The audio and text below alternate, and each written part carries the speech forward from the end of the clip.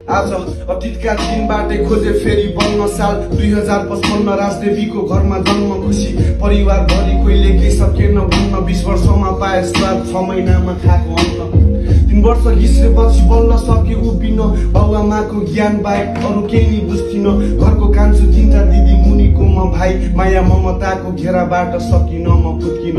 बिस्तारै अक्षर चिने मैले कलम चिन्दै गएको आफ्नो चिन्दै गए के हो जलन बानी बेहोरा नरम बोल्दा मान्थिन शरम लिँदै चेतना र ज्ञान बुझे यो समाजको चलन ध्यान थिएन पुस्तकमा हेरिराखे संसार कोही गएको देख्थे मन्दिर कोही जाँदै थिए संसार कोही गरिराथे गुलामी कोही मुखिया र जमदार यो पापीहरूको भण्डारमा झुटको थियो कंकाल बढिरह्यो उमेर भयो साथीभाइको सङ्गत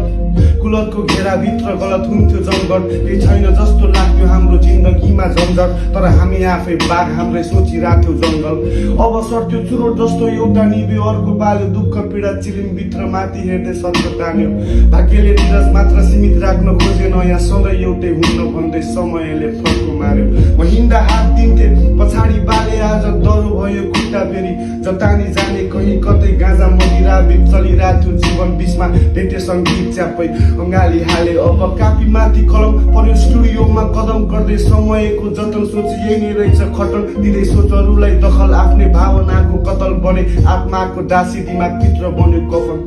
लामो त्यो यात्रा स्टुडियो टु स्टेज आफै बल्दै गयो म अनि बढ्दै गयो क्रेज हुन्छ पसिनाको फ्लेक्स हिजो 2-4 ताली आज देशबाटै ब्लेस 2-4 ताली आज देशबाटै bless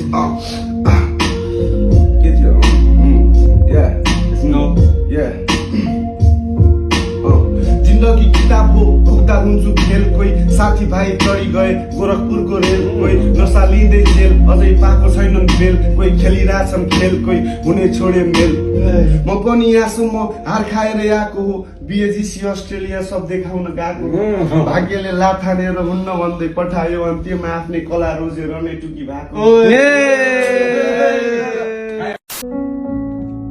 Sorry God. Yeah, let's go.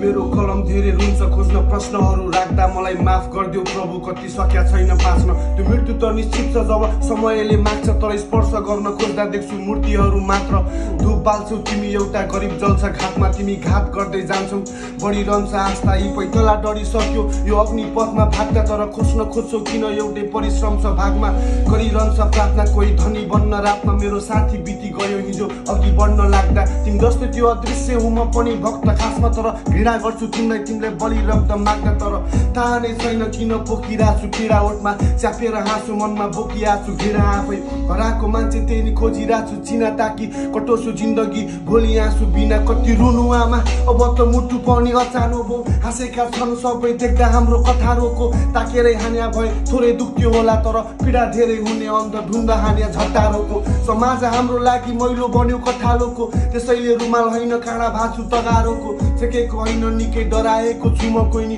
नजिक नआउनु भए विरुद्ध छु म अङ्गालोको भन्नु नै पर्दा खुसी किनेको छु भाँडाको प्रेम चोट र जिम्मेवारी मर्दको खाजा हो बिजेमा परेली दोष हुँदैन आँखाको किनकि आँसु भनेको नै बिरहको भाषा हो कहिले अस्ताउने कहिले घाम डुबिने बाटो तर कसैले नचालेको चाल टुकीले चाल्यो थाहा छ फलेको हाँगो नै यो धेरै झुक्ने साथी तर मलाई त यो समाजले आङ्कुसीले तान्यो तर पर्दैन बार्न टुकी मरे पनि नुन सबलाई खुसी राख्ने क्रममा मैले गरे कति भुल पहिला नै भन्छु मलाई फले भनी चुड नत्र सुन्दर हुँदैन एक पटक झरेपछि फुल